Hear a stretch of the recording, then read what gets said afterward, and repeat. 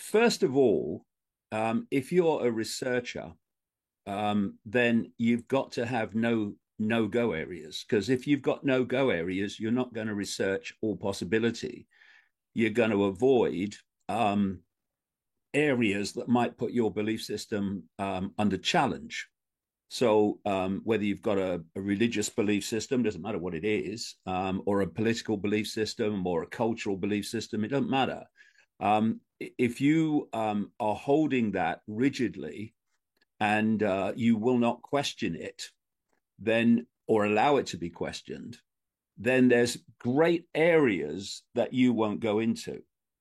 And there was a guy in ancient Greece, Socrates, a philosopher, who is quoted as saying that to know is to know you know nothing. That is the meaning of true knowledge. Put another way, wisdom is knowing how little we know. And what I see is so many people, and I'm seeing the mainstream, what I would call the hijacked alternative media, doing exactly this. It gets to a certain point, and it kind of thinks it's got it. And once you think you've got it, you're just confirming you haven't. And Yeah, my, right. my my philosophy all along has been to constantly pursue what I don't know. So instead of saying, well, okay, I can see how the powers that run the world are not the powers that appear to run the world, like presidents and prime ministers and such like. Um, okay, so that's pretty obvious if you do the research. So okay, I've got it now. That's it. But I don't work like that. I say, well, okay, so what more do I need to know? What don't I know? What's beyond that? And Yeah, what I that mean, what keeps you going? You've been doing this since I was 8. Yeah, I know. 1990 I started. But this is the point that well, there's many points that come from this. So you're constantly pursuing the cutting edge and going beyond it. And that means that if you allow information to be your guide and not preconceived idea, then that's going to take you into some very apparently strange areas. Now, most people won't go there, even if they would like to, or even if they do go there, they won't talk about it because they fear what other people think. Exactly the point you just brought up. And I don't have that. My philosophy is believe what you like, say what you like about me. It don't matter to me. But I'm going to do what I believe is right, irrespective of how people receive that and perceive that. So from about 96, I started going into areas that were already from the perceived normal far out, and that was that a non-human force was behind the the names, dates, places, political, economic manipulation of the world. And then you ask more questions. You say, okay, so why can't we see them? Why are they hidden from us? This non-human force, and then you start to move. And this is why to uncover what's going on. It's no good just staying in one area or one subject area or studying politics. You've got to study the whole massive spectrum of human life and possibility. So I started looking at the whole nature of reality, and I got big time into that. I'm still into it. It's my passion, actually.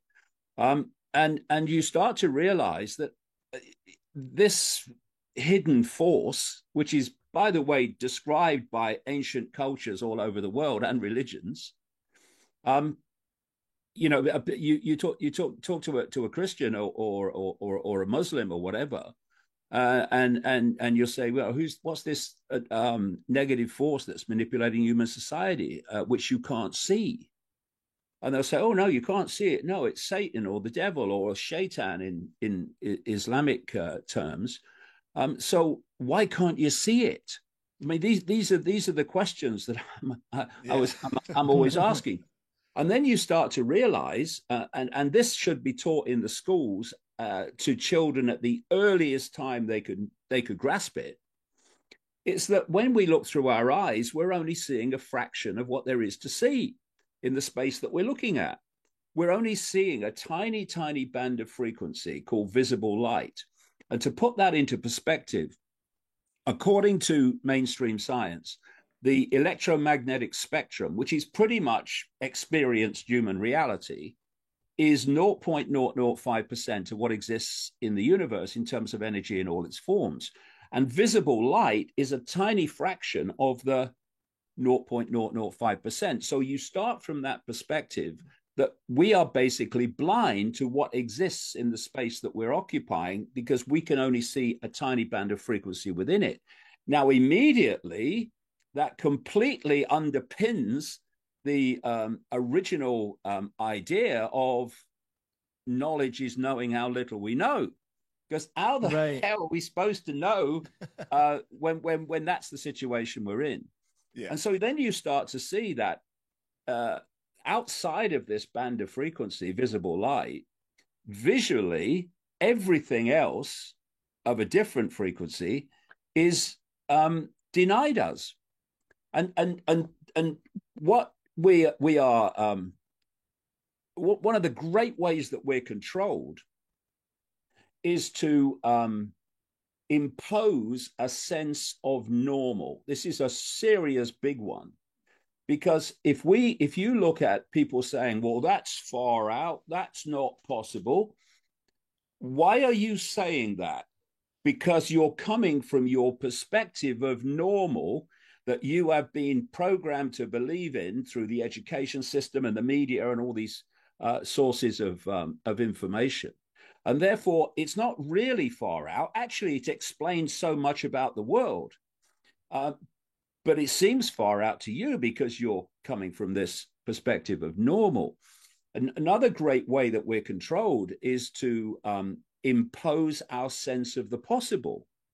So you squeeze the sense of the possible, and anyone who comes along and says, this is what's going on and this is how they're doing it, if it's outside your sense of the possible, you're immediately rejecting it by reflex action. That's not possible. That's impossible. That can't be happening. And what I started to understand a long time ago now is that we actually live in two worlds within one world. One part of the world is what I call the global cult, which is a global network of secret societies, which are fiercely compartmentalized. In other words, the vast majority of people within the cult don't know the big picture of what the cult is doing and why and where it's leading. But at the inner core, this cult, in its secrecy, in its compartmentalized structure, is passing on through the generations advanced knowledge about reality, massively important, and about where the world's being taken. And this same cult in America, through people like the Rockefellers, for instance, and J.D. Rockefeller and such like, created the sources of information that the population get their perceptions from. Yeah, so the Rockefellers were behind the creation of the education system in the United States, for instance, and who is one of the biggest funders, if not the biggest funder, private funder of education in America? Bill Gates, who's a Rockefeller gopher. Yeah. Didn't they say they don't need any more Thomas Edisons or something back then? But they were trying to dumb us down back in the early 1900s.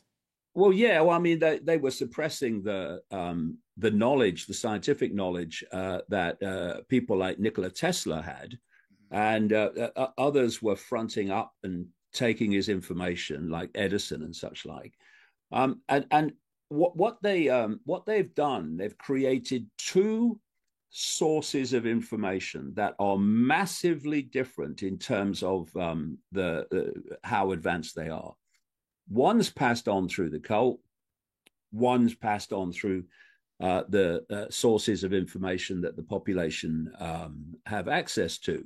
And if you think about it, because, we can talk about, the political manipulation and all this stuff, and we should. I mean, I do it myself, but this is where the game is played out. It's played out in human perception. Because if there's a few of you, and this cult compared, the inner core of the cult particularly, compared with the human population, is tiny in number.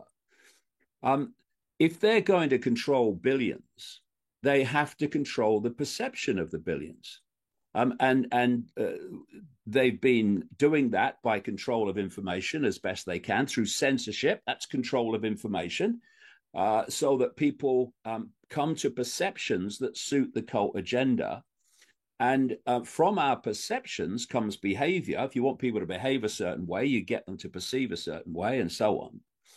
And we are now heading towards what they plan is the almost the ultimate control of perception, which is connecting the human brain body to AI, so that AI becomes the human mind. So our perceptions are no longer formed from information received; they come direct. That's the idea. So this is the hive mind I've been warning about for decades. Is that like the simulation in the simulation and the simulation you're talking about, where you just go deeper and deeper into where they want you to go instead of reconnecting with consciousness or whatever?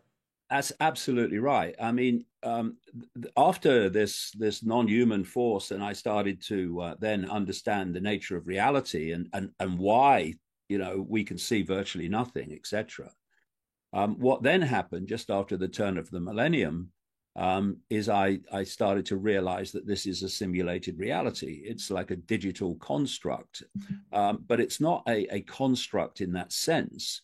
It's an information source which we are decoding into an apparently external reality, which is actually all going on in here. And fortunately, in contrast to the shamans of the past and the deep thinkers of the past, we have tools, analogies that make it much easier to explain how this simulation works. I mean, if you were a shaman from long ago, and you had started to understand about this simulated reality, where do you start explaining that to the people of the time? You can only use the analogies of your culture, your society. And then along comes an anthropologist or an historian much later, and they said, "Oh yeah, you know, they believe in these gods, and they're very primitive. But actually, if you take the symbolism and you play it across other symbolism in different societies around the world, actually they were describing in many ways the same thing. So you have this simulated reality, which can now, thank goodness, be explained through the technology that's emerging. Because it's become very clear to me that the technological explosion that's going on is actually mirroring the reality that we're experiencing. So when I'm talking about an information construct, which we are decoding into this apparent physical reality, actually it's holographic. I'm just explaining in another way the process of Wi-Fi in a computer. Mm-hmm. You know, if there was Wi-Fi in this room, where is it? You wouldn't be able to see it, but you know it's there because you can connect your computer to it. And what the computer then does is take that information, which is in a completely different form in a radiation field, and decodes it into a completely different reality on the screen. And if you think, okay, so where is the reality that we experience as the internet? It's inside the computer. We're just observing it from outside, but it's inside the computer. It's being that Wi-Fi field is being decoded by the computer into a completely different form. And then as I was researching this and going deeper and deeper into the scientific side of it, you start to realize that the mainstream science has already kind of understood that we're involved through the body and brain in a form of a decoding system. So the five senses, which is where we lock in, through which we lock into this simulation field, it picks up wave field information, waveform information, and then it turns it in the senses turn it into electrical information, which is then communicated to the brain, and the brain then forms that information into a reality. And if you get really deep into this psychological research and in this decoding research of how the body manifests reality, you see that it ticks all the boxes of a computer decoding Wi-Fi. And I've been calling the body since the 1990s a biological computer, because that's what it is. And so because we are consciousness having an experience called a human, a very brief one, what is that human experience? That human experience is the body brain decoding this reality. That's why through the five senses, we are experiencing what we think is the human world. But the next stage that I went into, which I go into in the reveal a lot, was to look at all these people who had near-death experiences and have them all the time.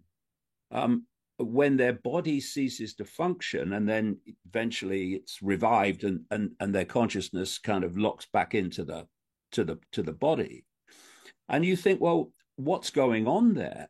Why are they in concert describing a totally different reality at the point the body ceases to function? Because the body is constantly decoding the Wi-Fi field symbolically into this reality. The moment it ceases to function, it stops doing that. So instead of presenting this world to our consciousness, we are released from that decoding world system into another reality. So what we call death is only the transfer of attention, literally, from this reality being decoded through the biological computer to another reality. So you think when we die, it'll just be like changing channels? It's exactly what it's like. You know when it takes a lot of the fear out of it, you know? Yeah, when you're this is the point. When you're watching a TV, and you're watching a channel, okay, and then what you do is you press the buzzer, the zapper, clicker, yeah, whatever you call it, and suddenly it switches to another channel. The point is, the channel you've just been watching that you've switched from hasn't disappeared because you've gone to another channel. It's still broadcasting. It's just that your TV is no longer on that frequency to pick up the channel you were watching. Now it's picking up the channel you were switched to. And that's basically the foundation of what we call death. And these are the areas that, if you get deep into them, you start to understand the real foundation of the conspiracy and the real foundation of global control. For instance, on one level, it's George Soros funding open borders, and the Rockefellers and the banking system doing what it does, and it's political manipulation. Yeah, okay, and we need to acknowledge that and be aware of it. But the real conspiracy, the foundation of it, is that we are being tricked into experiencing a reality in a particular way, which is nothing like what it really is. And I've described it in the reveal like this. Imagine you're in the womb, and you've got a headset, a developing headset, like a virtual reality headset. Yeah, right. And then you come out of the womb, and you've got the headset on, and and the headset is the body in this case, and it is constantly decoding the reality, the frequency band that you are experiencing as a human. All your parents and everyone you kind of see have headsets on, and they're decoding the same thing. You go to school, and teachers with a headset on and your mates with headsets on are all experiencing this same apparent reality. And then you go off to university and then into the world of work, and everyone's got headsets on, decoding the same world you are, bodies, in other words. You've got you turn on the television news, and a bloke with a headset on says, "Hello, good evening, and welcome. Here's the news." And if you go on the internet, it's quite instructive. If you go on the internet and you find these video compilations of headset experiences, and you'll see people, they put their headset on, and immediately their reality is gone. Their reality is transformed. They're in another reality. Now, they may be in an empty room, but they're screaming, they're jumping, they're falling off their chair, they're screaming in terror because their reality has been completely transformed. Now, what are those headsets and all these gloves and stuff they have these days? What are they tapping into? They're tapping into the five senses through which we decode this reality, and they are overriding it. And what you can do if you're faced with this terrifying scene in the headset is you can go, whoa, blimey, oh, it was just a game. But if this body is constantly decoding the reality like an headset from cradle to grave, the only way you can take it off is to leave this world. And so what they are seeking to do, and you look at human society, you can see this, they are all seeking to focus your attention in the realm of the five senses. This is the big problem I have with the alternative media, the hijacked alternative media, as I call it. It's so five sense focused. And if you're in the five senses, if you are self-identifying who you are with the labels of a human life, like the labels of the body, then you are in the world and you are of the world, and it's gotcha. The matrix has you, as they say. But if you realize, and this is the real awakening, not awakening to manipulation of finance and politics, although that's important, of course it is, but it's the start, not the end.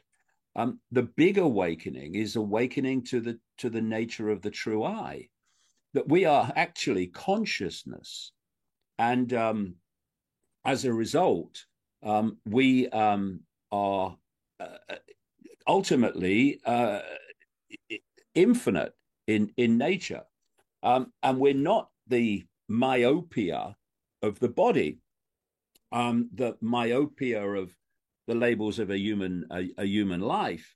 And as you expand your sense of self, that expansion of self-identity becomes an expansion of consciousness. The two go together, and that's the point where you start to see the world in a completely different way. That's the true awakening. And without that, you only go so far and then you stop. You got any tips on how to tap into that infinity? Like while you're in this waking life, how do you recognize that? Well, for me, things are always presented as so complicated.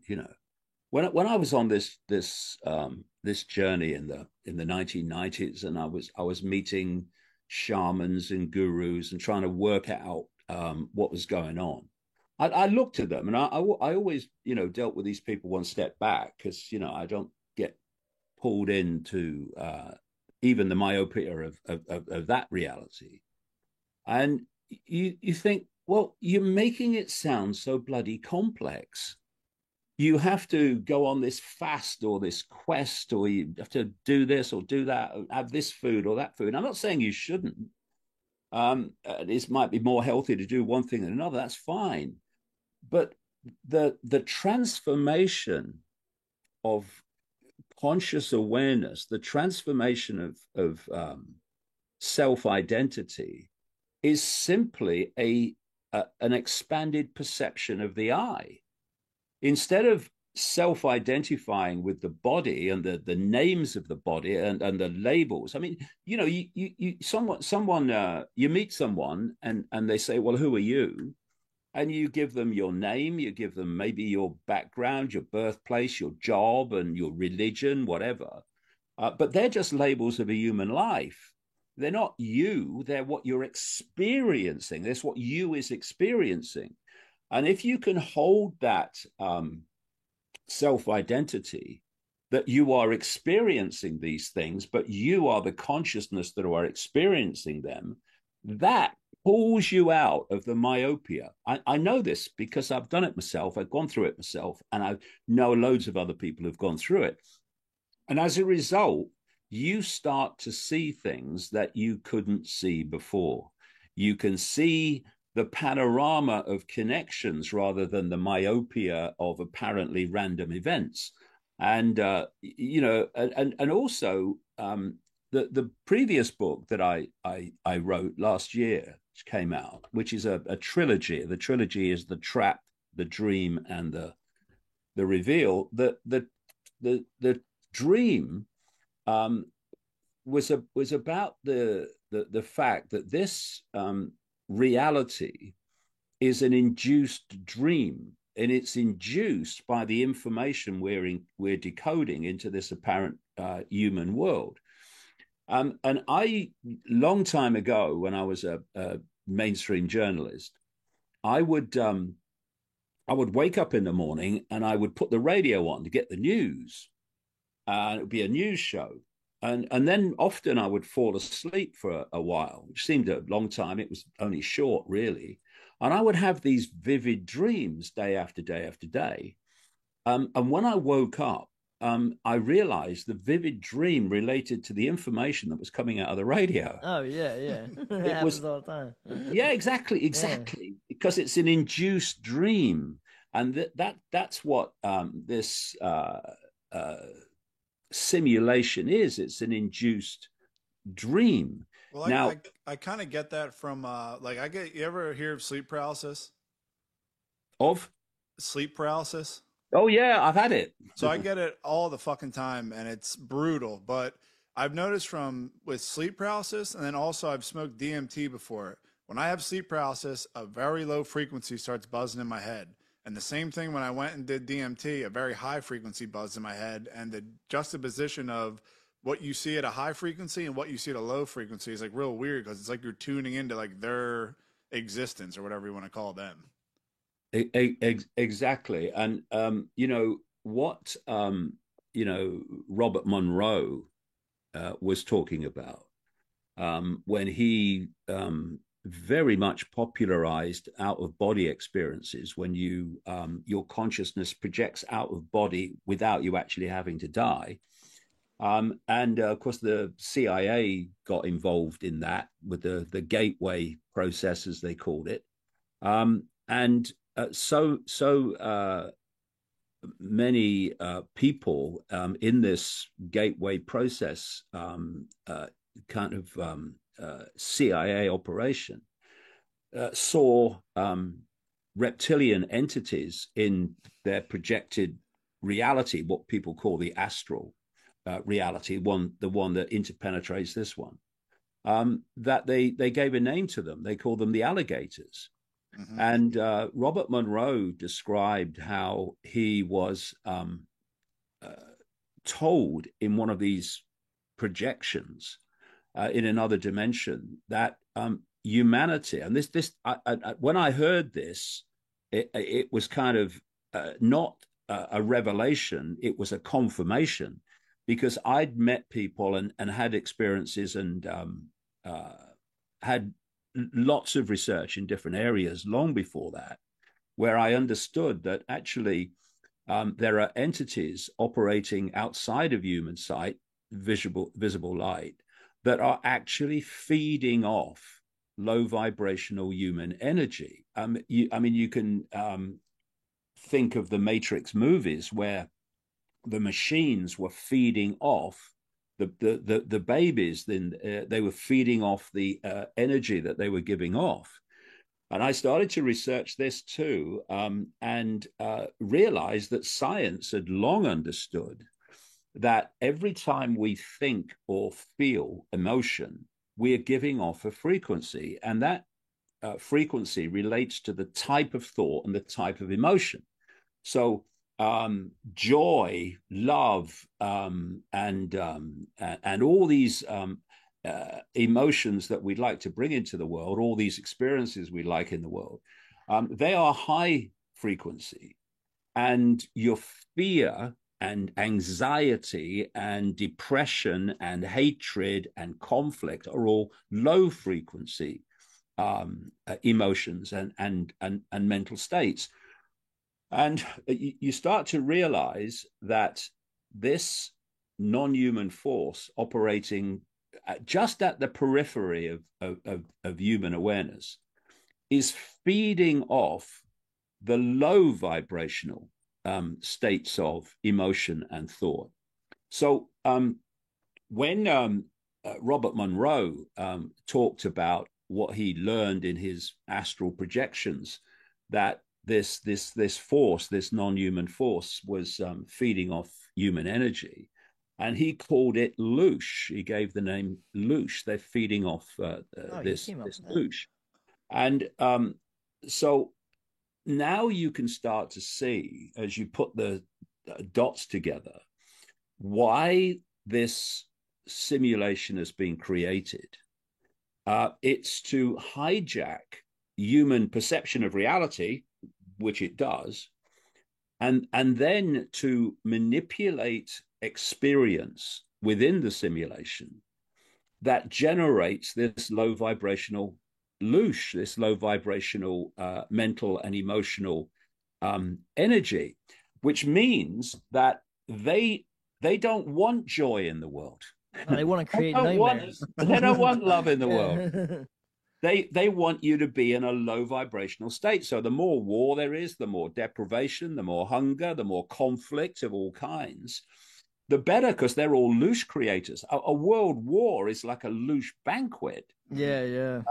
So you start to then grasp how these dots fit together, and why, therefore, you can understand the everyday life of human experience in a far more deep and profound way if you expand into these areas to see what daily life actually is for and part of. And what you're seeing with the what I call the hijacked alternative media is the barricade around the five senses level of the conspiracy, of your politics, your left-right puppet show and stuff. And all this other stuff is being lost and it's being kept from us. And I don't think that's an accident. You know, when you are trying to limit how far people go, because, you know, when the COVID thing happened, they had to go through that on their way to their full-blown dystopia. But they also knew that at that point, for a lot of people, they would have to enter the room. It was no longer manipulation out of sight under the radar. Anyone with half a brain cell realized, actually, this is different. What's happening? Who is really controlling this? And so you have you had a situation where, for a lot of people, not the majority, staggeringly, but there we go, the genie was out the bottle to a certain extent. Yeah. So now what I'm saying is, once that genie is out of the bottle, it has the potential to go on expanding until people enter these realms of redefining their self-identity, redefining their power, and redefining their ability to dictate their own experience. Now, you don't want that, because if you start to realize what the game is at the level we're talking about here, then the game's over. So what you have to do is now limit that expansion so it stops. And what they've done is put people in there into the mainstream of the alternative media, and they've algorithmically supported them and they've financially supported them to hold the line at 5 cents reality and politics and finance and all this stuff. And you don't have to have that many people that know what they're doing to make this happen. All you have to do is pick people who have a limited knowledge, who have a particular focus, like it might be on politics and stuff. And then you algorithmically and financially promote the hell out of them. And what you then do is you build this focus of attention on those people, and they're coming out with all this is happening and this is happening, and they're attracting the attention that thinks, well, this is the level of the conspiracy, this is the level it's really going on. You hold them in that myopia, and I do shake my head most days now, actually, when I look at breaking news just discovered, and I think that was in my books 20 years ago. That has to be frustrating. Oh yeah, you never get credit. It is frustrating. I mean, I've just seen a clip of Andrew Tate and Candace Owens, where that was wild. Yeah, Tristan Tate is saying, Alex Jones was right about everything. He told us about the pedophiles and the blood drinking elite and all that stuff.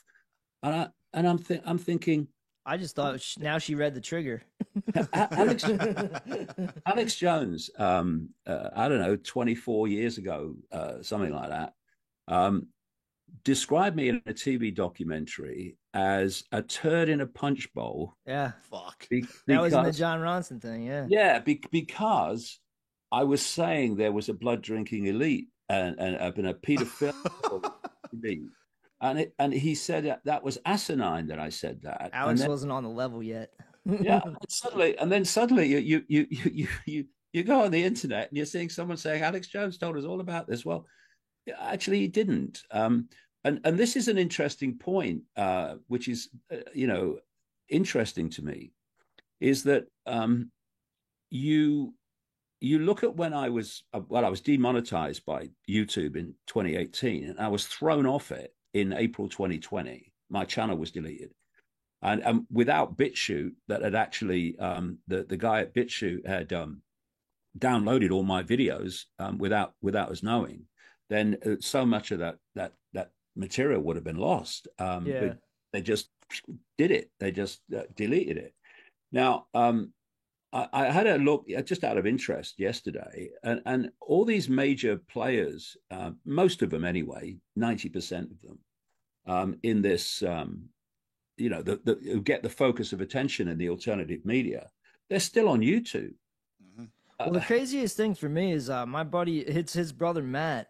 He showed me like when I first got like the internet phone, he showed me Rogan, and he's like showing me about podcasts and everything. And I see Rogan, and he's like, oh yeah, he likes like Bigfoot and stuff. And I was like, oh man, he's definitely gonna have Ike on. And not only does he not have you on, now he's got Peter Thiel on. Yeah. And they're talking about a surveillance state and the Elon, and like we're all in this simulation, and I'm like, what is going on? Elon Musk is a fucking fraud. That dude hasn't delivered on not one thing he's talked about. No, see, and it's like they delete you, but then they push some of the stuff you say, but they say it wrong. I don't know how to explain it. Yeah, well, what's interesting? What I'm saying to people is that I want this information circulating. I'm not standing here saying you must acknowledge me and all that stuff. Yeah. But I'm just saying at least have some respect about where it's come from. But what you get, what I say to people is, listen, if you had just take Tucker Carlson. He said a little while ago now, a few months ago, that he had talked to insiders and he felt that he'd been told that there was basically a non-human alien level of this manipulation, right? In his next interview that I saw on when he mentioned that subject, he said, "Look, I don't want to know anymore. I don't want to know anymore. I kind of okay, but I'm not. I don't want to know anymore about it now." From my point of view, what are you talking about? We want to know it all. But the point is that if you were Tucker Carlson and you'd got this information, then if you were going to interview someone, you'd say, well, who's been talking about this since 1995, 96? What, that Ike bloke? Well, let's have him on and let's hear what he's got to say and see if he can give us any more insight into what's happening then. But they just love laughing at you, man. I still take a lot of heat for the Saturn Moon Matrix. I showed everybody the Saturn Moon thing, and everybody fucking laughs at me for years. Yeah, that's insane. You can't tell anyone anything because they get, like in the dream you were talking about, like you get the education, and then you're either going to stick with that, or if you're going to acknowledge that you don't know anything, you have to unlearn everything. So that's going to even take more time to relearn the right shit. All I'm saying is let it. Dude, you don't have to believe it, but just hear it out. Yeah, that's why we hear everything out. Yeah, just hear it out. But this what I was talking about earlier. You expanding your awareness, so expanding your self identity. A key part of that process is to symbolically get a blank sheet of paper and start again. And all your preconceived ideas about reality, about life, about you, let them earn their place on that piece of paper rather than get there just because that's all you've ever heard. Yeah, right. Start again and let these things earn their place rather than just accepting them because that's all you've ever heard. And in terms of Rogan, he's had a podcast since 2009, and he's never had me on. I've been in the area where he operates a number of times over the years. And I've had people who've been on his show and I've met them and we've had a chat and they've gone, what do you mean you've never been on the Rogan show? What? I'll give them a call. Never hear another thing. And I called this out a little while ago. Just asking the question, why is it that I've never been on that show? And someone contacted us and said, "I know them. I know the Rogan lot. I'll get in touch with them." Never heard another thing. So when you look at that, you look at the Rogan won't talk to me, and Tucker Carlson won't talk to me, and all these other people overwhelmingly won't talk to me. There's got to be a reason for that, and there's got to be a reason why they still have their YouTube channels. And why they can still travel wherever they want. But yeah, that is the fact that you've been banned from the what is it, the Shogun countries or something like? Yeah, it's nearly 30 European countries, plus Australia, plus many others if I try to get in. Australia is so pussy. There has to be something about what I'm saying that is considered a threat that is not considered of this what I call hijacked alternative media, because they're still on YouTube, most of them, and they can still travel anywhere. So what is it? I just say to people, what would you think it is that I'm saying that means I get this treatment and they get a different treatment? And that's another thing, when I was banned from 30 European countries, nearly 30, I mean, that was a big deal. I mean, one of your own has just been banned from the entirety of Europe. Well, it was hardly mentioned in the at all, virtually not in the mainstream of the alternative media. The mainstream media didn't mention it because what happened is I used to appear in the mainstream media from time to time in Britain. And they would obviously try to ridicule me and all that stuff, but you expect that, okay. And then some would treat you with a bit more respect. But anyway, then in the spring of 2020, I came out and said there is no COVID virus. It's all a scam, and the whole thing is leading to getting you to have a vaccine. As soon as it kicked off, I said to Bill, "Let's see what Ike says." I was with you on day one, David. 100% with you. And also the 5G stuff, where that just came and went. Like everyone sat there and argued about a vaccine that isn't real and a virus that's not real. But the rollout of 5G was every radio wave sickness you could possibly get, and everyone's just like, oh, it's probably from the COVID shots. They just put a 5G thing right outside this window. Yeah, it's brutal. Yeah. Well, funnily enough, we've got an operation in Derby in the English Midlands called Iconic, and outside the building, right outside the building, guess what they've put? 5G, man. Yeah. So there you go. I heard there's 7Gs on the way. Like, what's that for? 6G's well in the pipeline, and 7G's on the way. And this is a really, really important area to understand, and it relates to people like Elon Musk. If we could just talk about him for a second, I've been tracking him for a long time, long before he bought Twitter, and I've been noting how his companies, well, they're not actually his companies, if the truth be told, but SpaceX is NASA, really, and the Pentagon. But how they were serving this agenda, because I picked up a long time ago that the plan was to create an electromagnetic sub-reality, as I called it then, which they call the cloud these days. And how the idea, the real means of control of the human mind in total, the hive mind, was through this electromagnetic cloud. So I picked that up a long time back, and then I kind of watched it unfold. So then the question is, okay, the human body is an electromagnetic organism, an electromagnetic organism. In the holographic expression, it's also a chemical organism, but in its base form, it's an electromagnetic organism.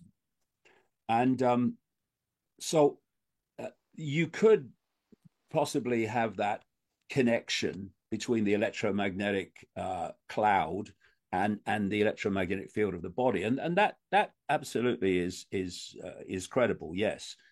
But then it became clearer and clearer that it was much deeper than that, because when COVID broke, and I could see where it was leading to a jab, and then when I started to realize what the jab was, and when I was looking at people who contacted me, many of them, people like La Quinta Columna in Spain, who were researching what was in the jab from very early on.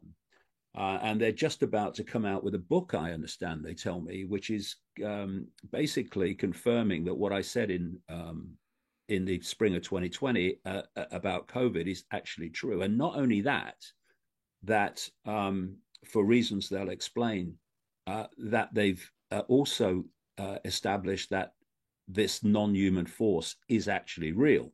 And these are scientists. These are real scientists. Yeah, these are scientist people. So and there was a lady, I was on a call with La Quinta Columna months ago now.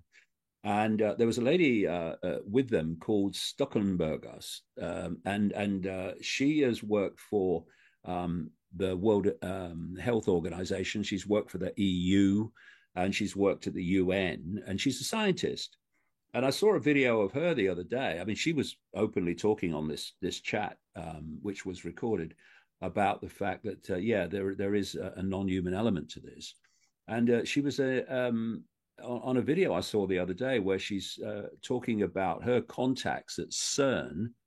Of course, this place which is messing with reality, where they were telling her that they've created a portal, and entities are coming in and out through this portal. So anyway, so we have fucking terrifying. I started to look at the effects of this fake vaccine, and what La Quinta Columna have been doing, and it's quite a thing. I mean, you will have seen the electron microscope views of blood where these self-replicating systems are forming in the body, these nano systems. Oh, nanobots, yeah. Yeah. But what they did is they took the vial. Interestingly, you know, these fake vaccine vials are kept at a very, very low temperature, but they're activated at body temperature. So they're deactivated, they put them in the body, and the body temperature activates them. So what they did is they put the contents of these vials, Pfizer vials, as I recall, into a incubator at body temperature, and then they watched what happened. And it was pretty clear to start with, and then very quickly it started. There were these extraordinary structures started to appear in the vials, substance content, when it was released into body temperature. And this is what I suggest is going on. You've got the cloud, and that cloud is being expanded all the time, not just through towers in urban areas, but crucially from low orbit satellites, the by far biggest leader of which Starlink is Starlink, SpaceX, Elon Musk. And whether you know, you probably do, the Pentagon and the government have just given SpaceX a contract to create a government military communication network from space that mirrors Starlink, but is only for the military and government. That'll go great. Because you know, Elon Musk is such a threat to the system that his companies basically survive because of government grants. Subsidies. Well, I wanted to do a podcast on Elon, but I mean, you could pretty much do it better than just in a couple of minutes. You could do it better than me and Bill will ever do it. But he has these companies. Yeah, you know? Absolutely. And what I'll do in a second is I'll get round to Twitter X and what that's really about. So you've got this nanotechnology self-replicating in the body, and you've got the cloud being constantly expanded, not just by SpaceX, although they're the leader, but others too. And you know, SpaceX has already got permission from the Federal Communications Commission for tens of thousands of satellites, with more on the way, low orbit satellites. The idea is to cover every part of every inch of the planet eventually. Now, so what's all this about? Well, what La Quinta Columna found in the vials, and what others have found who've done the same research, is something called graphene oxide. And graphene oxide, which is being pounded at us in many different forms, not least through chemtrails. It's been found in chemtrails as well. Whistleblowers have blown that one. What does this do? What does this graphene oxide do? Well, first of all, it's a superconductor of electricity. So it can, if it gets in the body, it changes the electrical communication system of the body. If it gets in the brain, it starts to change the brain's electrical communication system. That's how we decode and process information. And you'll know how many people who've had this fake vaccine, not a vaccine by previous criteria, who have changed their personality or become very much more. The word I hear so often is vacant. They're not NPCs. NPCs. They're not with it anymore. And the other thing about graphene is that it amplifies the effect of electromagnetism in the body. So if you've got graphene in the body and you are subject to an electromagnetic field, which is what the cloud is, of course, it will be amplified. Its effect will be amplified in the body.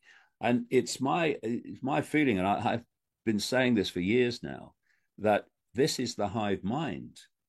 What they're doing is connecting the human body brain to the cloud, and through the cloud, they are planning to dictate human perception.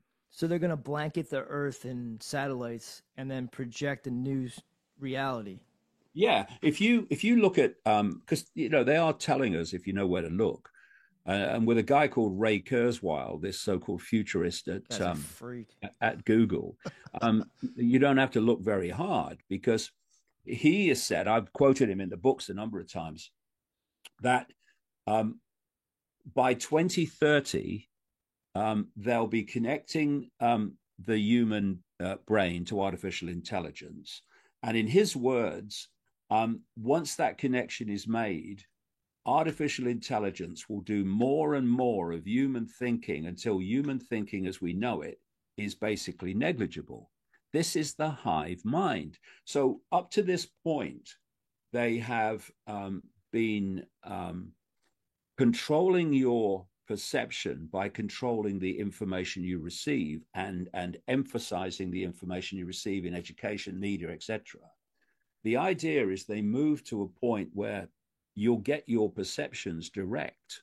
You won't even form them yourself. That's the whole basis of this. I might take the headset off if that happens, dude. Yeah, that's no different than like when people are like, oh, just Google it. It's like you don't have to think about anything. Just Google it, and Google will give you the answer to what you're thinking all day long. Well, you see, I came up with a phrase in the 1990s called problem, reaction, solution. Create the problem, offer the solution. But its bedfellow, its stablemate, is what I call the totalitarian tiptoe. So you start at A and you're going to Z, and you go in steps. You don't go in too bigger steps, certainly at the start, so that people are alerted to a pattern. But eventually, the more control you get, the bigger the steps and the quicker the steps you can take. And that's where we are now. It's now the totalitarian sprint, not the. And that's what's been happening. And if you notice, things are accelerating, man. Yeah, that's what I mean. And if you notice, there's never a time when people are sitting around. These people are sitting around strumming their fingers, waiting for the next level of technology to be developed or discovered or developed and created. It's seamless. It's a seamless flow of advanced technology going on and on and on, getting faster and faster and faster. Well, the reason for that, I suggest, is that it already exists. It's already in the underground bases and the secret projects. What they then do is play it out in a sequence that takes you on this tiptoe towards complete perceptual. It's like a script. Subjugation, yeah. And so what you need is cover stories for how this stuff is coming into the public arena. And so you have front men and front women. They all came out of garages in Silicon Valley. Exactly. Exactly. I mean, I watched a BBC documentary. It was a 2-part documentary. It wasn't very good because it's the BBC, but it was about Silicon Valley. And there was this sequence I remember where it was a sequence of garage doors. And they said this was developed behind this garage door. This was developed here. This kind of society changing technology. And I watched it and I thought, I can see this elite sort of having a meeting and saying, too many garage doors, guys. Yeah. Someone's going to suss this. I mean, with the lightest scratch of the surface, Elon's grandfather's a technocrat. Yeah. It's crazy. And do you know, I'm sure you're familiar with your girl, Susan, who just passed. She had a garage that was rented out to Sergey Brin. Really? And that's what Google's or whatever. She had to pay her mortgage, so the Brin brothers came and rented her garage and started their stuff there as well. This is Susan Wojcicki. Yes. Yeah, Google, yeah, but at YouTube rather. But her sister Anne, 23andMe. She was married to one of the Google founders. Was it Sergey Brin? She was married? And then she did 23andMe and then sold that to some like Israeli company. So there you go. At least you know that you're part Nordic. Yeah, Yeah, congratulations. it's interesting when you research this, what a small world it actually is. Mm-hmm. And so someone like Bill Gates, for instance, he's I say to people, you know, he seems to be powerful, but he's a gopher. He's a Mm-hmm. very powerful gopher in terms of people below him. But in the hierarchy, he's still a gopher because the real power you never see. That's in the shadows. Like Klaus Schwab, he's still a gopher. And people like Gates and these other people like Zuckerberg and what have you, they're all front people for technology that already kind of exists, and they're bringing it out step by step by step. By the way, Jeff Bezos, his grandfather was one of the founders of the precursor to DARPA. Yep. Well, do you think So that they try this stuff in their grandfather's generation, but then they couldn't pull it off, and they're like, "All right, well, we'll just wait until it's time." yeah, I mean, this is what I say about this technology. This whole control system they're constructing is technologically based, and as I talk about in the reveal, you know, AI outside of this reality is vastly more advanced than even what we see in the human world. And so it's being played out in this sequence, which because you know it's like if you offered uh, the human race in general, okay, what we're going to do is we're going to have a hive mind. We're going to connect you to artificial intelligence. If you'd have done that like 20, 30 years ago, Yeah. people would have gone, what are you on, mate? So what you do is you take them through a sequence. So you start with phones that are just phones, mobile phones. You go to smartphones, which you hold. You then go to smart watches and stuff that is on the body. And then you go inside the body, which is Yeah, again, we fucking come back to Neuralink. Yeah. Elon Musk. See, for me, I say this in the reveal.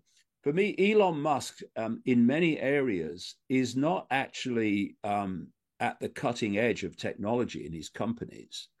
Um, even SpaceX, we can mention that in a second. But he's selling a concept.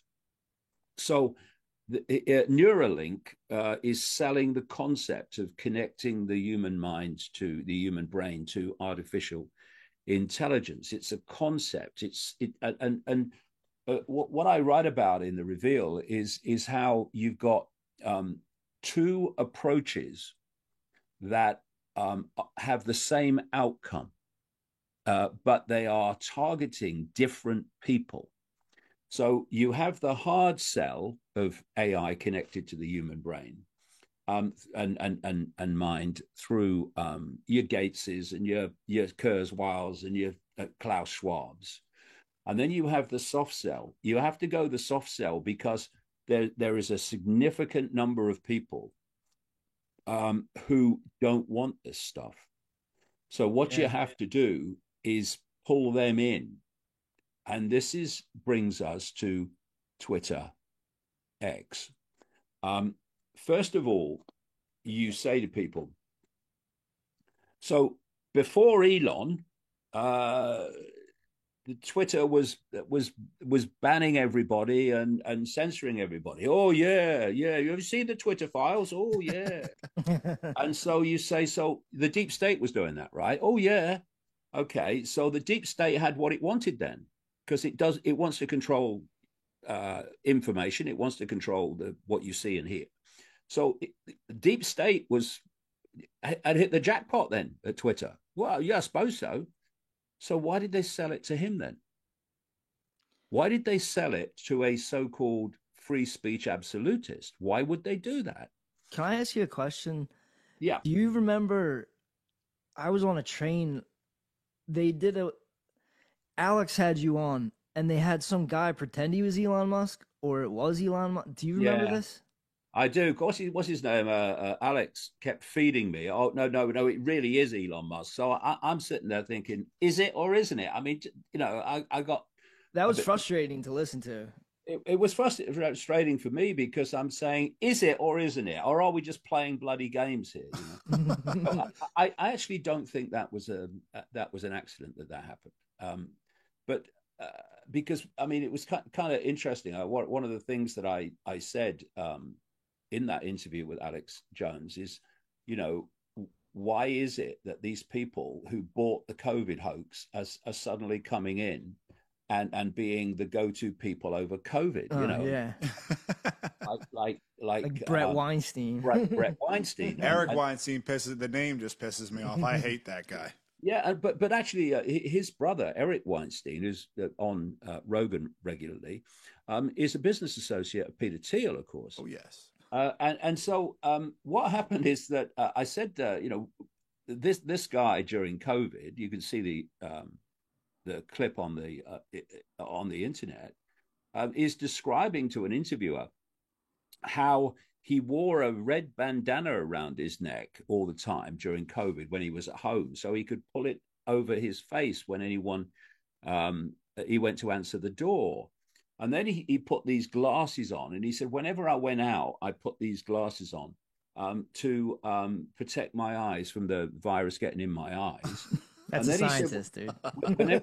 He also has a theory of everything too, David. He's that smart that he did that, but also knows how the entire world exists and why it exists. Yeah, well, he's a very, very clever man, apparently.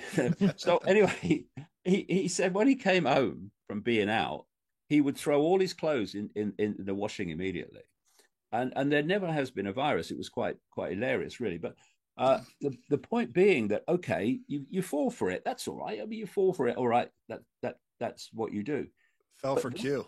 Then to become the go-to person on COVID for people like Tucker Carlson, you know, and I made these points in the Alex Jones show.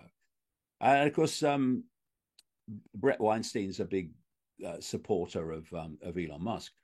And a few days later, Brett Weinstein is on the Alex Jones show, where they're both agreeing that Elon Musk is a wonderful person. And about 2 or 3 days later, Brett Weinstein's on the Rogan show, and they're both agreeing that that Elon Musk is a wonderful person and a paragon of virtue.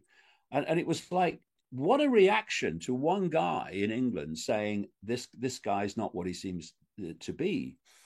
And so what I noticed, because once he bought Twitter, because of all the research I've done into him over the years, I thought this is a scam.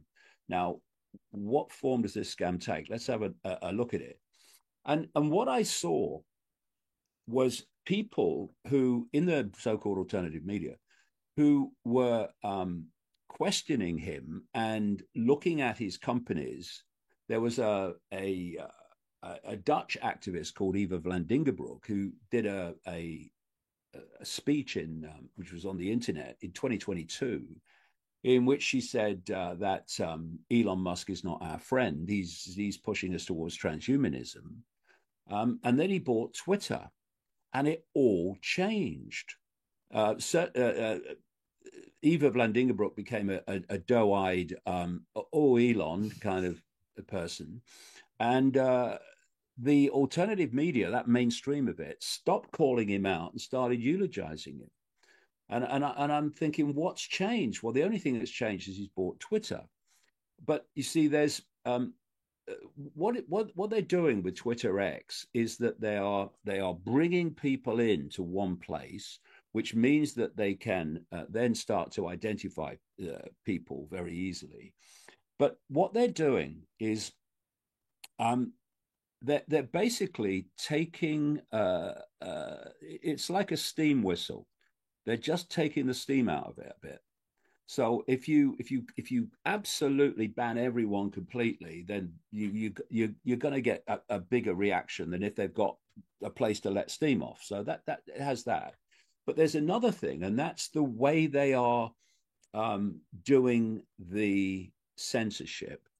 And this was described by Linda Yaccarino, of course, a World Economic Forum stalwart, when she became CEO of Twitter X, in which she said that we're going to have freedom of speech, but not freedom of reach. And we're going to have That's what the ADL says. exactly. What she also said is that if something is lawful but awful, you're going to find it very difficult to find it on X. Now, excuse me, you're talking about freedom of speech. So what they're doing is shadow banning people like crazy who have the wrong opinions, and they've also started here and there now to suspend and delete as well. But what they're doing is they're using the algorithms to promote and accentuate those they want to be seen, very visible, and the opposite for those that they don't want to be visible. The craziest thing for me is I couldn't escape that Candace Owens thing. If I opened up my phone, it was like, and I'm sitting there going, how is she allowed to say this? Oh, yeah. This is crazy. So I feel like that's like they're letting that out, like they're forcing that. You know what I mean? Definitely. Well, I've been looking at this for a little while, and I started to be banned, and my meetings cancelled for calling out the Israeli manipulation through Mossad and the IDF and the government. In 1995, that's when it started for me. Nobody even heard of Mossad, dude. Oh my God. And so so many of my meetings were cancelled, and I had protests outside my meetings in 1995, 96. And that's one of the key reasons I'm banned from nearly 30 countries. And it's a wonderful example of what I said earlier about, you put this stuff out for decades and suddenly it becomes breaking news when someone else does it. Yeah. But I've looked at this and I've looked at what's happening in Gaza. Now, the reaction to the slaughter in Gaza has been such that if you wanted to take the heat out, then you would have done a deal by now. You would have way back. You'd have found a way to stop that because it was really bad PR. Mm-hmm. But they didn't. They just kept going, and they're still going. And suddenly all this stuff comes out about Israel, and a long time ago, you would have read it in the Trigger. I started to see that the Jewish community is actually controlled by a secret society called Sabbateans or Sabbatean Frankists that actually have no allegiance to Jewish people at all. They've hung them out to dry so many times over the years, and they'll have no compulsion about doing it again. And what concerns me is that Jewish people as a group are going to be subject to the consequences of all this stuff that's going on. I mean, Netanyahu said that. He said? Something, he gave them all like the extreme vaccines. Oh yeah, he vaccinated the shit out of Israel. Well, that's a wonderful example of what I mean, where he's talking to Jordan Peterson, who's doing this interview with him and letting him get away with the most extraordinary lies. Go get him, BB. Yeah, I mean, with his mate Ben Shapiro. Oh, but yeah. Netanyahu actually said that he'd allowed Pfizer to use Israel or Israelis as a laboratory for his fake vaccine. And I've got a number of contacts in Israel, and they contact me when these things are going on. And they were saying what a bloody nightmare it was there with all the pressure to have the fake vaccine. You need a card to go food shop. You need a vaccine card to go food shopping, right? Yeah, no, you don't. So they have. Why would you do that? People have. I remember a Jewish lawyer. It was during COVID, and he's giving evidence to a investigation, and he said that what happened in Nazi Germany people remember. He said, but what's happening in Israel, this is during COVID, is reminding me of Nazi Germany. And he asked the question, why would the government of Israel be treating its people like the Nazis did, right? Well, what if this Sabbatean cult, which actually has contempt for Jewish people, were basically the same force that was manipulating in Germany as was that took over Israel, because this Sabbatean cult has been in control of Israel from day one. It's certainly in control via Netanyahu, and so it keeps doing things that are not good for Jewish people. It's funny his name's Yahoo. Yeah. when you think, and this is now well documented, that Hamas came into existence with serious help and support, not least financial, from the Israeli government. And then again, when you're coming from a point of view that you're not picking a side, you're taking what the side does, all of it in and of itself, and you're listening to every statement and you're commenting on the statement. You're not taking a group think. So you group all bad, you group all good because you're my group. You're listening to both groups and you're saying, well, yeah, I agree with that, but actually that makes no sense at all. And this is what you do if you're a real serious researcher looking for the truth rather than supporting a belief system. So when you look at what happened on October the 7th, it's very easy to condemn the impact on Israelis and the taking of the hostages, just as it's very, very easy to condemn the reaction of the government. Now, if you take a step back and you get out of the sides, you then ask this question, which is always very enlightening: who benefits?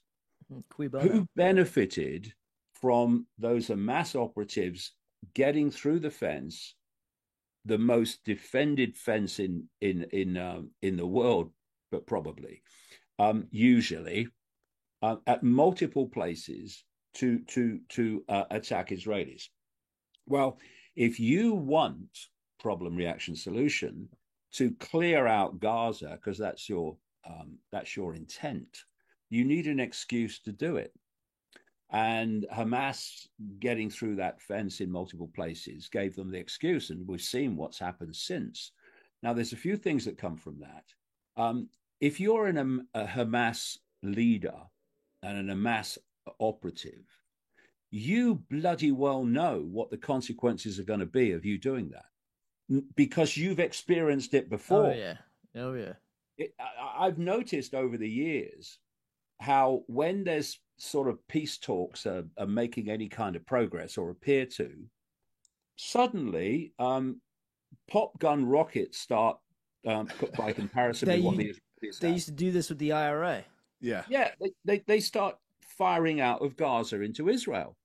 And oh no, well, we've got to stop these talks now. We can't have this. And you get a massive response from the air, from the Israeli government. So that when you do what you did on October the 7th, I mean, there was areas of exaggeration, there was areas of involvement of Israeli troops, all that, I accept that. But some terrible things happen.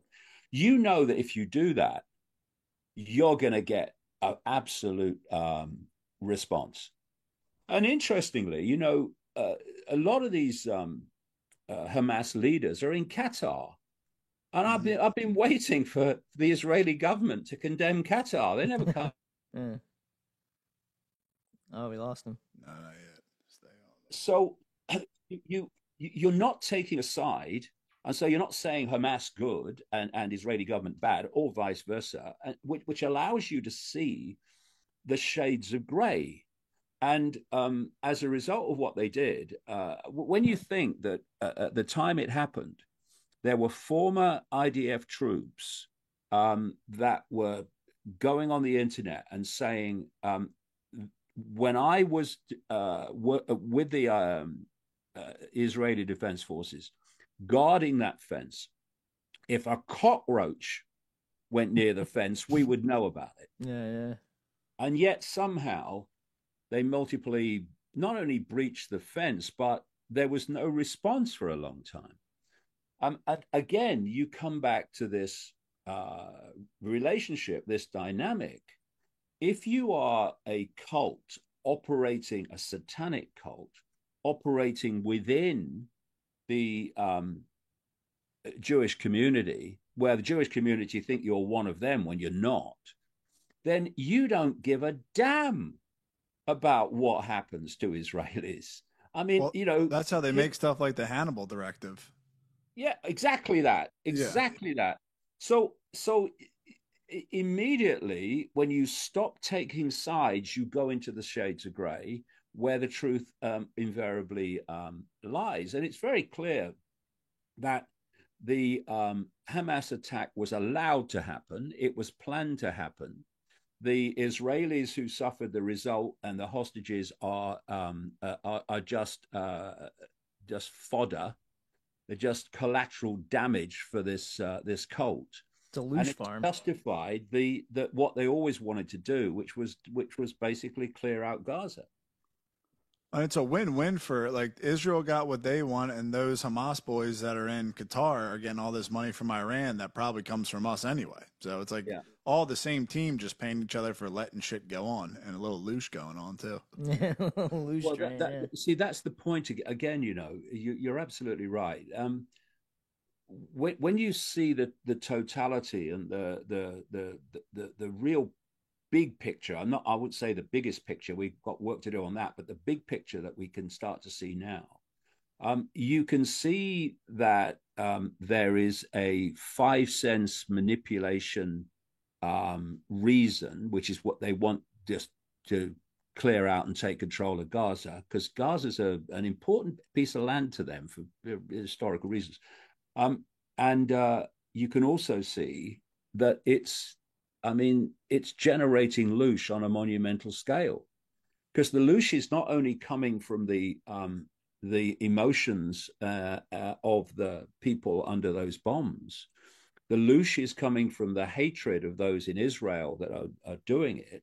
It's also coming from the anger and fury and reaction of people around the world to what is going on.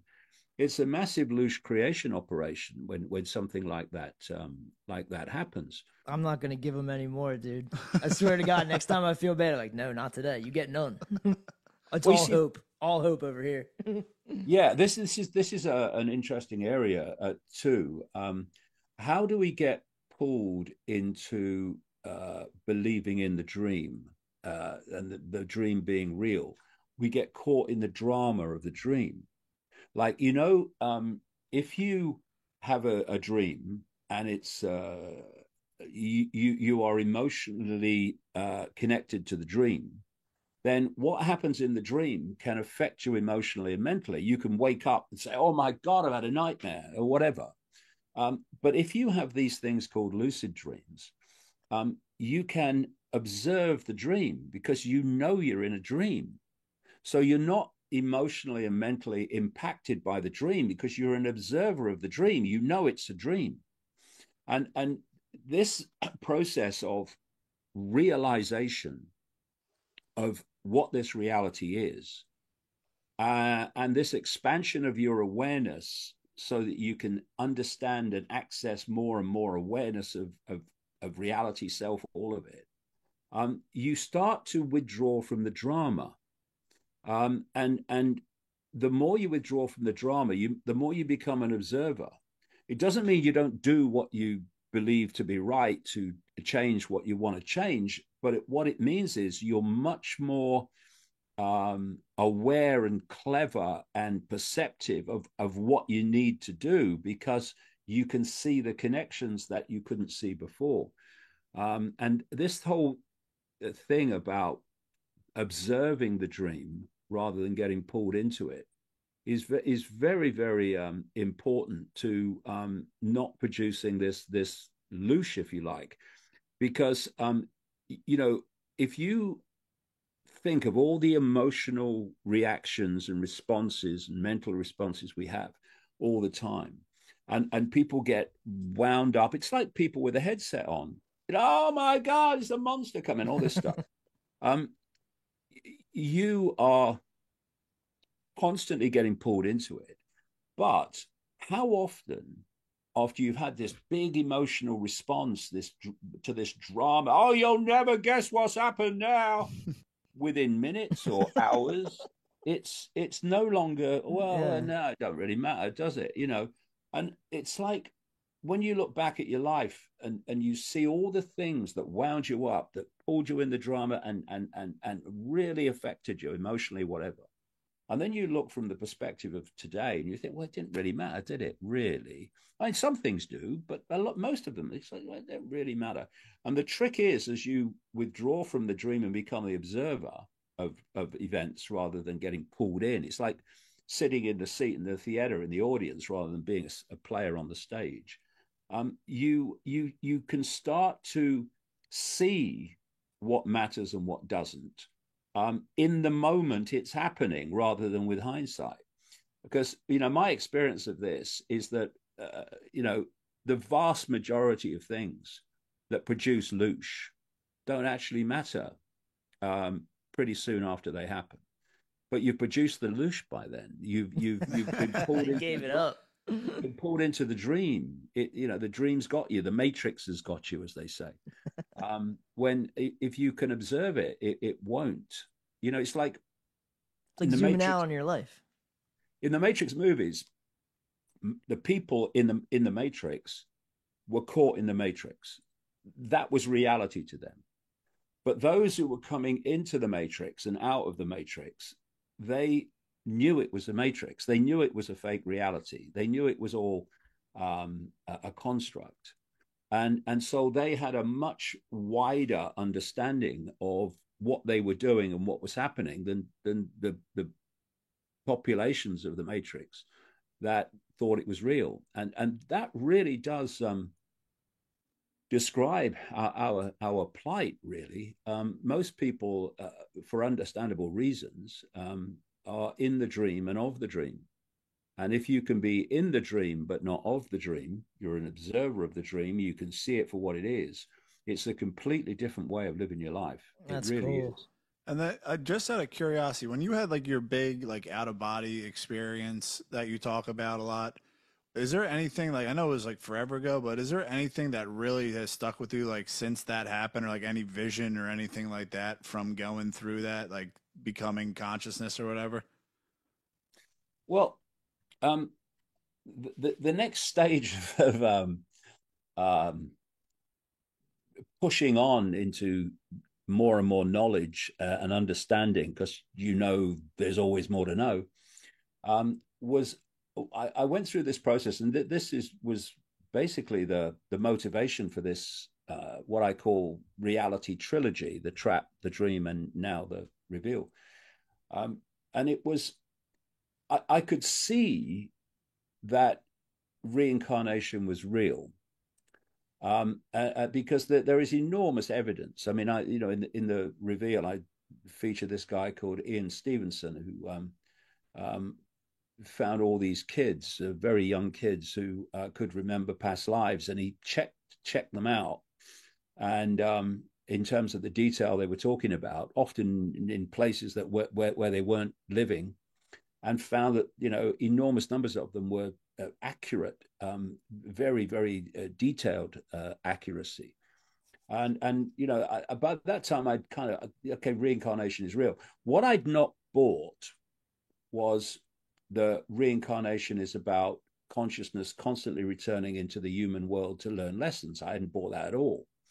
The kind of Eastern philosophy, because once I realized, this simulation was real, and that it was designed to generate this loosh by generating emotional and mental situations to generate it, I thought, okay, I can understand why consciousness might be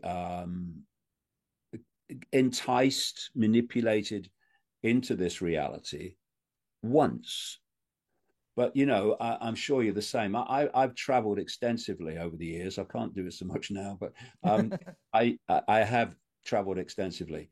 And the great majority of people in the world, in Asia, in Africa, South America, Central America, are not having a good time. They're trying to survive another day, a lot of them, most of them actually, in various areas.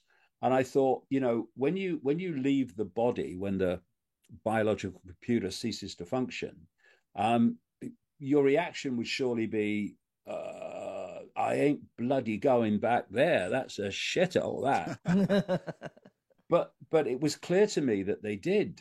And so I've really gone into that in the reveal, because I've talked to people who have the usual near-death experience, that tell the story of meeting loved ones or religious heroes or whatever. And I go into that in the book. I don't think that's real at all, personally, at the level that they're operating at, the level they're experiencing it.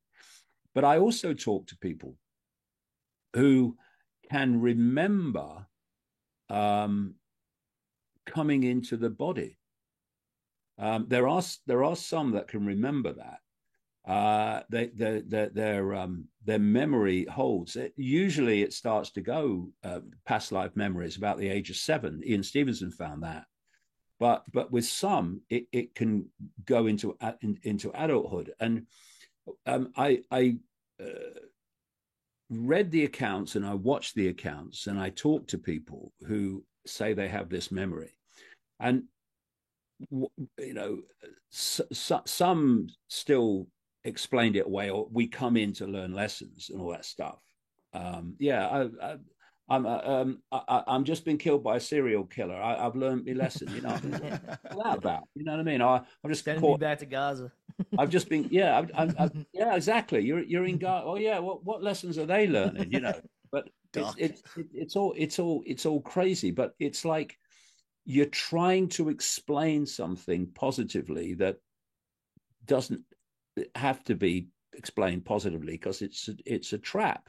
It's a trap. It's a trap to hold us on this Buddhist wheel of samsara, going in and out, in and out, in and out. Are you familiar with the Egyptians and their like belief of the net, and how like Thoth would teach? They had students of the net, and like it was all about how this whole place is covered in some sort of net, and we're trapped in here because of that. Well, that's so relevant to what I was about to say. Do it for a living. The common theme of these people that can remember coming into incarnation, first of all, that this other realm, at the astral realm, which interpenetrates this one, seems to be very technological. The whole process of incarnation seems to be very technological. I explain that in the books and quote those people. But the other thing is that this energetic field that people enter is incredibly dense, like extraordinarily dense. So what they're doing is they're bringing you in, consciousness in, to a very, very energetically dense environment. So already, you know, if you want to produce loosh, and you want to produce low vibrational experiences and emotions and mental reactions, you need energetic density, because energetic lightness does the opposite. So you want this density.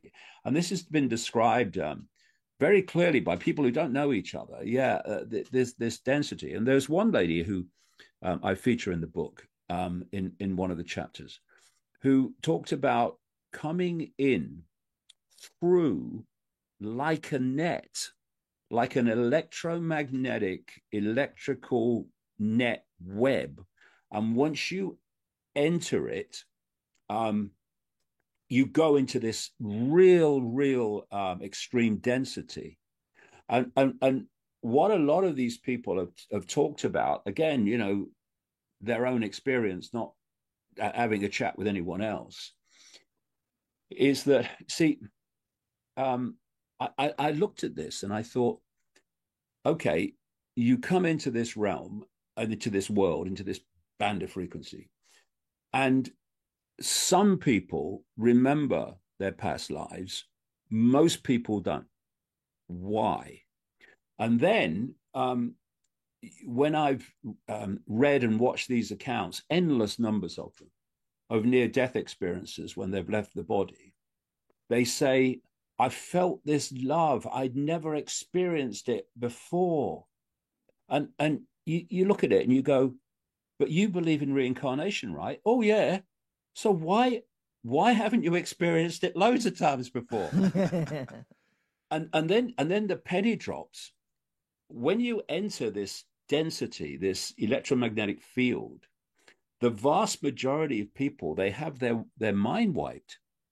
And their mind is still wiped. When it leaves the body, it's still in a mind wiped, memory wiped state until it gets back into this other realm where it's again entrapped onto this wheel of samsara, and then it can start to remember.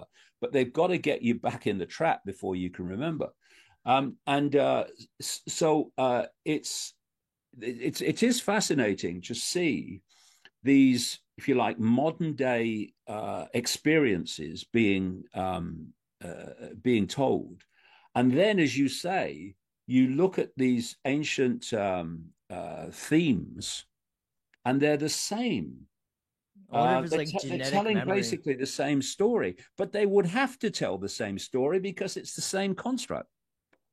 The thing that's kind of confusing though, and like if someone, like say someone would try to argue with you and just be like, that's a crazy theory. It's like the Van Allen radiation belt exists. And if you're an electrical light being and you want to escape this place, you have to go through a radiation belt that'll fuck up anything. So you're technically on this earth right now trapped because you cannot get out of this level of radiation that covers the entire earth.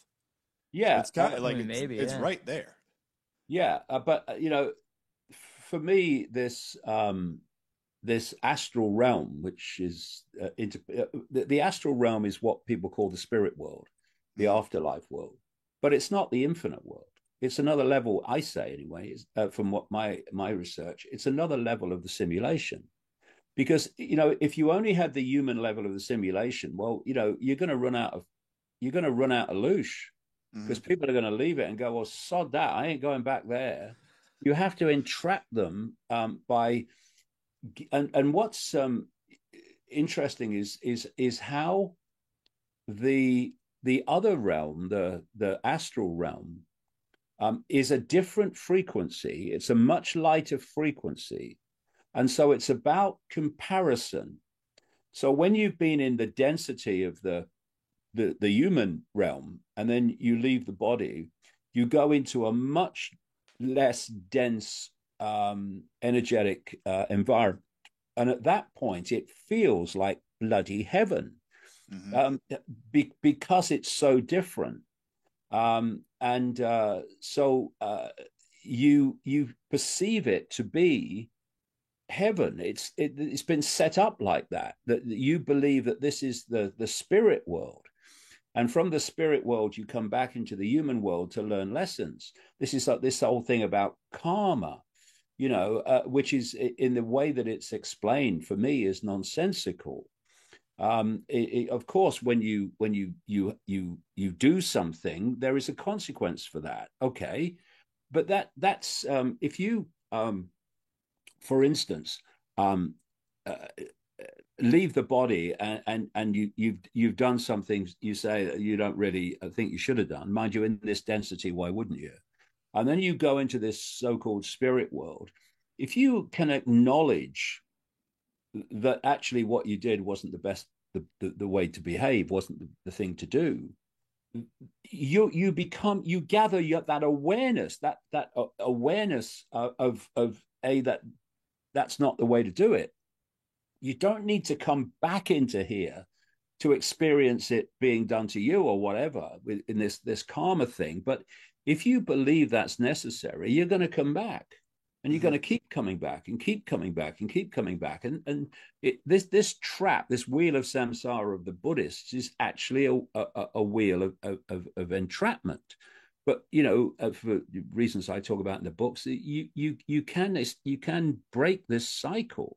But again, it's about, the idea is that you come into this reality, and you have no idea who you are, where you've come from, where you're going. That's the fear of death.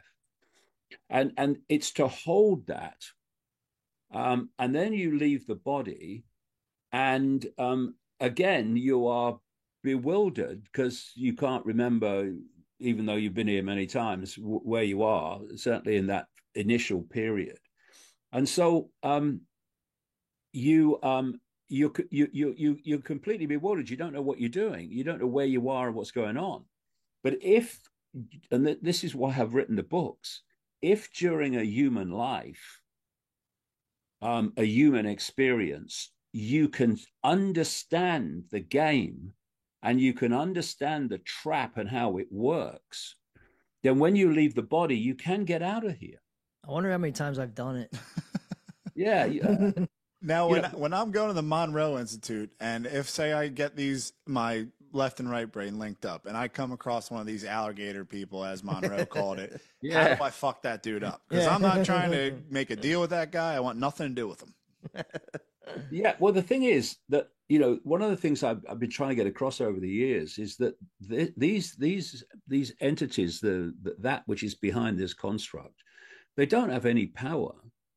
They don't have power. They don't have power over you, except the power that you believe they have power over you. And I was going to mention a few minutes ago how, although the density of this so-called spirit world astral is different to this one, the construct and the structure is the same. So most people, when they're in a human experience, they will look to authority to tell them what to think. They will look at experts. What does the expert scientist say? What does the expert doctor say? They won't think for themselves. They're giving that power of perception over to authority. And then when they leave the body, the same thing happens. You have authority figures that appear to you. And, I talk about what they might be in the book, but you might have a religious hero. If you're a Christian and you come out of the body, you might see a projection of Jesus, or you might see a projection of an Islamic figure if you're a Muslim. And because you're in a bewildered state, because your mind's been wiped, that memory of doing this endless times has been wiped still at that point. You're in that you give your power away to these authority figures like elders. I mean, elders. Why do all these near-death experiencers have this experience of the so-called life review, where they watch their human life play back to them, while elders are there, and elders are like elderly kind of white-haired, bearded, quote, people. Well, in this astral realm, there's no such thing as aging. The body ages because it's going through a cycle. The program running through the body is making it age. It's a hologram, and if you create a hologram, there's no need for the hologram to age. It just is. But there's a program running through the body which makes it age. It goes through this aging cycle until it expires. And so there's no aging in outside of the dense physical world, the construct of the human construct. There's no aging. So how can you have an elder? How can you have a wizened old man, in this group overseeing, guiding you on your path on the wheel of samsara? Because the human perception is that an elderly figure with a beard and long hair and robes is somehow wise and therefore should be followed and should be listened to, and you should be guided by them because they're wise. It's all perceptual manipulation, both in this human realm and the next one. And just to finish the point here, we have a physical body, or what appears to be a physical body. It's a holographic body actually, which our consciousness experiences through. So if I wanted to bang this table, I couldn't do that with my consciousness because my consciousness is at such a different frequency to the table that I wouldn't be able to do it. So we take on an outer shell that resonates within the frequency band that we want to experience, and then we can interact with that frequency band. We can pick things up and do all the things that we do. But when that's gone, we enter another realm, but there's still an external energetic, if you like, quote, body field that we are experiencing the astral through. So we have an external field which is interacting with the astral field, so we can interact with that. And I say that body is what we call the soul. You know, this manipulative network, it doesn't have a problem with you believing you have a soul. It would rather you believe that life's a bitch and then you die and then you disappear. They'd rather that. But no, they're fine with you believing you have a soul, because that's still in the astral, and it's still in the simulation, and it's still in the wheel of samsara. If you go beyond that and you see yourself as pure spirit, pure awareness, a state of being aware, no form, just a state of being aware, that is resonating at a frequency, and even beyond frequency, that is way beyond the simulation, whether it's the astral level of it or the human level of it. And so if you reach this point of self-identity, I'm not an astral body, I'm not an astral soul, I'm not a human, I am spirit, I am a state of awareness, then you can leave this whole construct when you leave the body, because what keeps you here is belief in that it's real. But what keeps you in the astral to be on the wheel of samsara is you believing it's real, and neither are actually real. It's all a perceptual trickery. That's my view, anyway. well, yeah, yeah, you're more than gracious with your time. Also, Albion was a sick documentary. Oh, that was great. I fucking love that documentary. Oh, thanks very much. That was awesome. And then, is there anything like you got to plug besides Iconic or Revival? Well, this book's out now. It's officially out on September the 1st, but it's out now, and there's an ebook version of it, and there's also an audio version of it. I actually read the book, which I really enjoy doing, because you can put your personality into it and you can deliver it in the way you wrote it. So it's that's a lot of fun. So that's available as well. And I'm just going on a speaking tour of Britain, which is the only place I can go on a speaking tour of. He saw you in Manchester. No, Liverpool. Or Liverpool. He went to it. Yeah, I went there in September. Yeah, it was cool. Yeah, they are amazing events because of the nature of the people that come. It's a real. It's a great vibe. It's a great vibe. It's a great vibe because what you're dealing with is open-minded people. And that is a vibe in itself, which is different to closed-minded people. I remember I was speaking in Sheffield a very, very, very long time ago, in the English, in the north of the Midlands, and I looked outside behind the curtain just before I started, and there was this amazing audience, and it was anything from like 13, 14 to like 90. and it was all different races, all different kind of backgrounds. And someone next to me said to me, "My God, what's the common denominator of all those people?" And I said, "An open mind." And that's what it is. It's a mind that is open to other possibilities, which is why they want to install and infuse into us this norm, this sense of normal.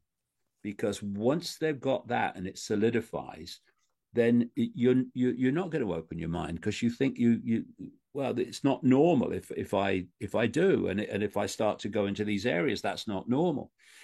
And the normal is infinity. That's the point. Infinity of possibility.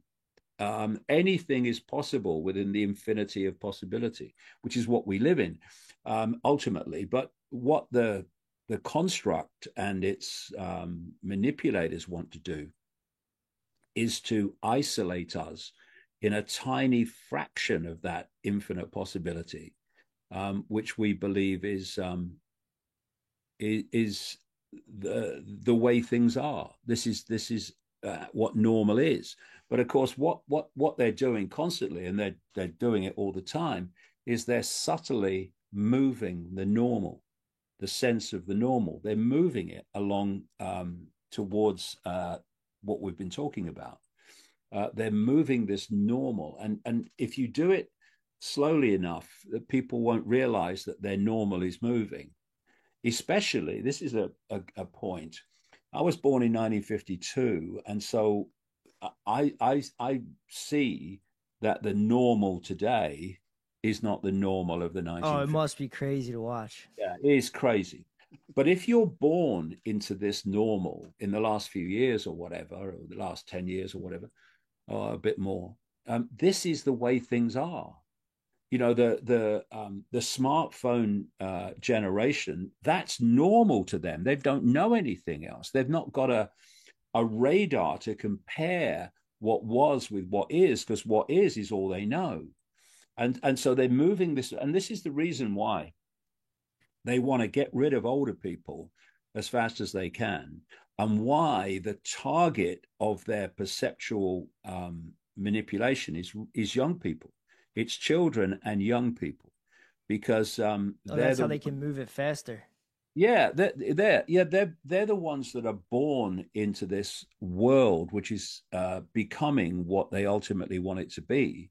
Whereas older people have the radar, the comparison to say, this is not the normal I remember. You know, I mean, when you look at the talking earlier about the electromagnetic field, the technologically generated electromagnetism in the atmosphere when I was born in 1952 was a tiny fraction of what it is now. Mm-hmm. Yeah. And you know, we are electromagnetic beings on one level. So what people call the auric field, that's an electromagnetic field. And therefore, if the electromagnetic environment changes dramatically as it is, it's got to affect you. Yeah, I wonder if that's why they're coming out now saying the millennials are getting all that cancer. Yeah. I wonder if we're gonna get wrecked from all this EMF and the 5G and stuff. Well, it's like some will realign their electromagnetic field to go with the transition, and some won't. Mm. Those that won't, their electromagnetic field will be scrambled by what's happening. And you know, I learned this a very long time ago, even when I was still in football, that the electromagnetic field of the body, if that's in balance and in harmony, then your physical body will be in harmony, because your physical body, or what we perceive it to be, the holographic body, is simply a projection of your electromagnetic information field, right? So one's an expression of the other. So this is why, you know, when they started bringing in these new levels of electromagnetic generation, and it's why, you know, people that are working with or living near generators of electromagnetism, including nuclear power stations, why they can get certain diseases and cancers that the general population doesn't get in the same ratio. It's because their electromagnetic field is being impacted by other electromagnetic fields that they're being subjected to. And so as this cloud keeps on emerging and gathering, and its G's go up, it's going to be impacting upon the electromagnetic field of the body, and some will flow with it, and they'll become changed, but they'll survive, and then others won't, because if your electromagnetic field is distorted and disturbed, your body will express that disturbance in what we call dis-ease, disharmony, illness. But this is the point. I'll finish on this. Consciousness is all powerful.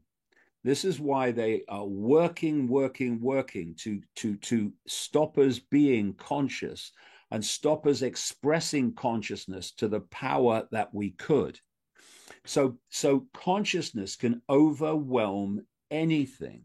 It's a freaking dream. So therefore, if you become aware of that and you open yourself to the greater and greater swathes and magnitude of consciousness, then you can override these programs. You can override the effect of the electromagnetic disturbances. You can even override the effect of these fake vaccines. If your consciousness reaches a point of awareness where it can override the programs, and therefore, if you want to stop that, you've got to stop people becoming conscious to that level, and that's what's happening. That's what the whole thing is about. You start to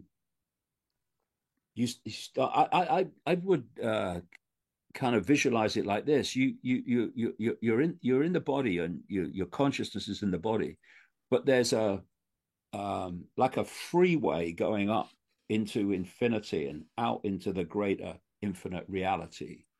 And if you hold that connection, then you see the world in a completely different way. You see it, you get it, you're aware of all that's going on, because you are tapping into that level that can see what's going on. So this simulation crowd, if you like, are all the time trying to put in the slip roads to get you off that freeway, to connect with infinity. They want to put you in a slip road, which is a belief system, and make sure that that's a cul-de-sac, so you're not going to go anywhere. You're just going to stick. So when you start to think about maybe there might be other realities than this one, then they'll give you a religion to believe in. Yeah. That's a holding position. Okay. Yeah. You're right. There is, there's other levels, and God and all that stuff, and boom, there you go, into your into your cul-de-sac, and you just stay there, and repel all borders, and call anyone that doesn't believe what you believe blasphemer. You're a scientist, right? And you're a scientist thinker, and so you don't believe in religion. No, you believe in science. Okay, so what we're going to do is we're going to give you a slip road off the infinite connection, so that you go into a cul-de-sac where you believe this world is all there is, and life's a bitch, and then you die. You're a Richard Dawkins, and I hate him. Yeah, because you look at know-it-all, man. You look at Richard Dawkins, and what I see is a religious believer. Mm-hmm. Because he's science, the ultimate atheist. Yeah, orthodox science is a religion. Its holy books are the orthodoxy books of science, and it will not go beyond it, because if it goes beyond it, then its belief system, it must be wrong, and it's not going to accept that. Oh, a good test is if you say, I don't believe Darwin's theory. They flip out. They flip out. Yeah. Also, their whole entire scientific religion is based off a miracle of the Big Bang Theory. Oh yeah, right. It's like the same shit. Exactly. I mean, what was it the guy said? Give us a free miracle and I'll take it. Yeah. Give us one miracle, I'll explain to you everything. Yeah. And honestly, we come back to where we started. When you think how little we can see and how little we're aware of in this band of frequency we call human, how can you be dogmatic about how things are? All you can do is expand your mind and get as close as you can and question more and more and expand into more and more levels of possibility.